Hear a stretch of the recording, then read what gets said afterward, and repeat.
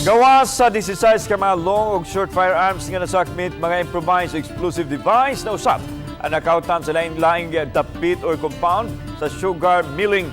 Gipanag-iya gihapon kini ni kanhin Negros Oriental Governor Pride Henry Teves sa Barangay Caranoche sa Santa Catalina. Ang nasakmit nga mga armas ug live ammunitions ipaubos sa forensic examination ug cross-matching aron masayran kung mao kini ang gigamit sa nahitabong Pamplona Massacre. Si Femari Dumabok sa report.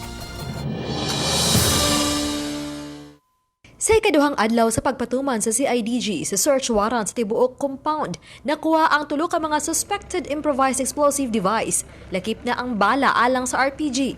Aduna say mga cellphone ug wires ug lain pang mga kahimanan nga gituohan sa mga otoridad nga gamiton alang sa IED. Miabag ang Explosive Ordnance Disposal and Canine Group ug pipila ka mga sundalo sa CIDG sa gihimong operasyon. Atol sa operasyon, adunay mga bala usab nga miabot sa dulan 1,000 pieces. Ang tanan na aswing mga kaymanan gikan sa giugkat nga bahin sa compound, mga 10 to 12 feet below the ground. Even before the application of the search warrant, we have that informant. Itong informant na to kasama doon sa naghukay dito sa nagtanim, nagbaon nitong mga items na to. Gipakita sa mga otoridad ang gihimong pag-ugkat nga gisugdan pasado alas 5 sa hapon hangtod na sa alas 6 sa gabi.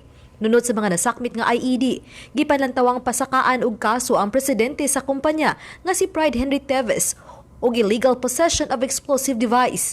Posibleng pasakano sab og kasong violation sa Anti-Terrorism Act. Samtang mato ni Valmonte nga i-endorso nila ang kapin sa 18 milyones pesos nga cash nga nakita niya itong Biyernes sa gabi gikan sa duha ka vault ngadto sa government agency nga adunay jurisdiction niini o posibleng mamahimong mag-request og financial investigation sa presidente sa kumpanya.